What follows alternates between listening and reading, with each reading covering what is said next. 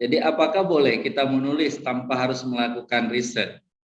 Sama seperti yang tadi disampaikan oleh Uda Dede bahwa menulis itu sebenarnya itu dijadikan sarapan pagi. Artinya pertama kita harus membudayakan dulu untuk menulis. Jadi, nah ada konsep itu pernah ditawarkan oleh Prof. Irwan bahwa one day one paragraph. Itu konsep yang diciptakan oleh Prof. Irwan dari UGM.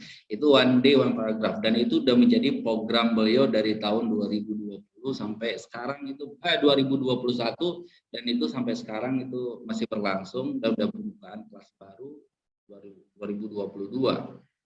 Nah, sebenarnya kalau kita mau menulis itu boleh tanpa harus riset dulu. Tapi kita harus lihat dulu konteks tulisan yang akan kita kembangkan itu bagaimana dan untuk apa. Nah, kalau misalnya konsep yang kita kembangkan adalah untuk sebuah artikel ilmiah, maka riset itu sangat diperlukan. Tidak bisa kita hanya menulis hanya sekedar asumsi. Tapi kalau misalnya kita hanya menulis untuk sekedar mau menulis sebuah novel, menulis cerpen, menulis puisi, dan itu enggak perlu riset. Selama kita banyak membaca buku, membaca tulisan-tulisan orang, maka ide tersebut juga akan muncul sendiri. Kita misalnya mau menulis novel, artinya alur cerita dalam sebuah novel itu tidak akan muncul di dalam diri kita kecuali kita pernah membaca bentuk narasi novel itu sendiri. Mulailah kita misalnya kalau mau kita menulis dengan novel, kita menceritakan diri kita sendiri dulu. Dulu pada saat kecil, kita bermain ini, kita bermain itu, kita sekolah di mana. Kita buat dengan narasi yang bagus dan dengan bahasa yang lugas dan yang enak dibaca. Dan itu tanpa harus melakukan sebuah riset. Tetapi kalau kita mau menulis aspeknya daripada sisi artikel ilmiah, maka riset itu diperlukan. Tidak mesti riset lapangan, riset literatur juga nggak apa-apa. Misalnya kita mau menulis sebuah artikel tentang pengembangan dari sebuah teori-teori, dan itu kita bisa membuatnya dari mengkaji atau mereview beberapa artikel dan jurnal yang telah diterbitkan oleh orang lain misalnya. Misalnya adik-adik mahasiswa ini semuanya mau mereview tentang pola penanganan COVID ataupun mereview tentang perkembangan seni tari di Indonesia. Nah, itu tidak harus dilakukan riset lapangan, itu bisa saja dilakukan riset secara literatur tadi. Jadi konsepnya nanti adalah literatur review. Nah, kita bisa melihatnya secara deskriptif, kualitatif di sini, tidak harus kuantitatif ataupun kualitatif kita pun tidak harus terjun ke lapangan, tapi kita cukup lapangannya kita itu adalah pustaka saja. Nah, tetapi kalau misalnya mau menulis sekedar aspek cerpen ataupun mau menulis sekedar opini, membalas opini kemarin misalnya ada terbit opini tentang kurikulum protektif tahun 2022 yang dikembangkan oleh Mas Menteri misalnya. Nah, kita mau mengkritik itu dan itu tidak harus riset. Riset kita ya berdasarkan fakta yang ada di lapangan yang kita baca di dalam opini sebelumnya. Dan ini pengembangan narasi namanya. Nah, ini yang disampaikan oleh Uda Dede tadi bahwa esai itu kita tulis juga sesuai dengan gaya selingkung yang ada di media itu sendiri. Dan itu pengembangan yang kita kembangkan.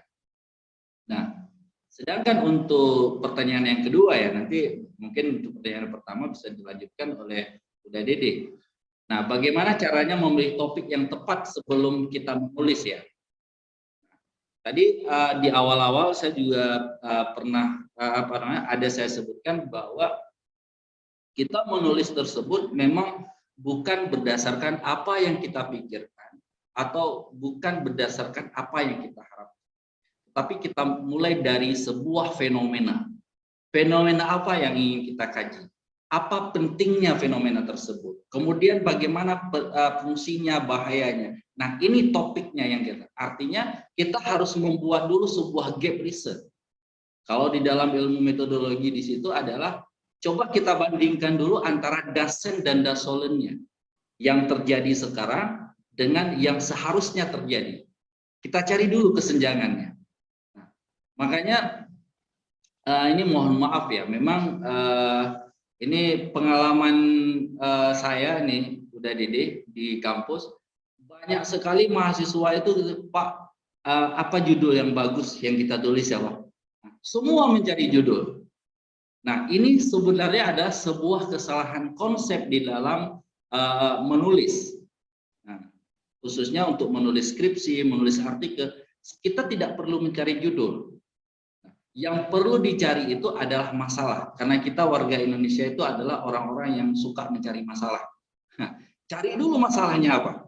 Nah, ketika masalah itu sudah dapat, maka judul itu akan muncul sendiri.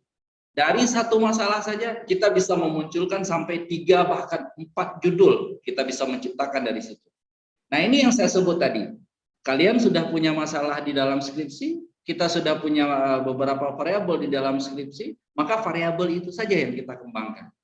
Karena kenapa? Masalahnya sudah ada.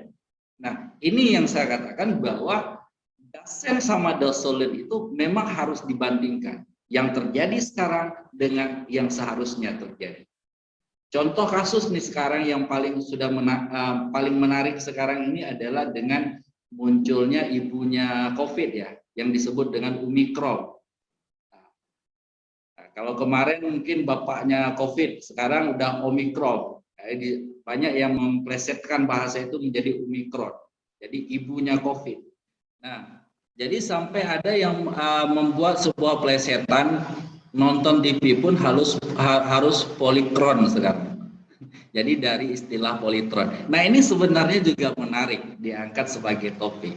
Kenapa COVID itu dari tahun 2019 sampai 2022 itu hanya muncul pada saat akan terjadinya bulan puasa, hanya saat akan terjadinya Idul Fitri. Nah, itu sebuah kesenjangan itu sebenarnya. Bagaimana dengan Natal? Bagaimana dengan Imlek? Bagaimana dengan Nyepi? Nah, apakah COVID itu hanya dilihat pada tataran agama atau sosial?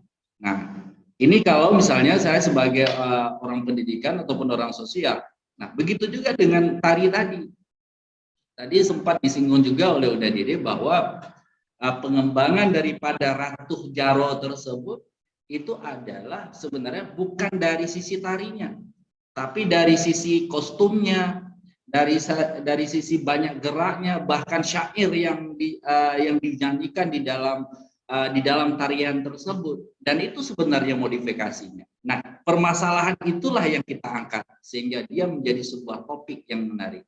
Nah, di sini kita melakukan sebuah riset sehingga sudah muncul sebuah topik itu, baru kita melakukan menulis. Jadi artinya apa?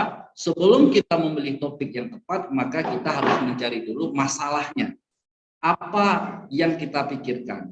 Di mana istilahnya kegelisahan akademik yang ingin kita tuju, yang ingin kita pecahkan. Nah, mungkin itu saja dari saya Pak Saifuddin. Saya kembalikan.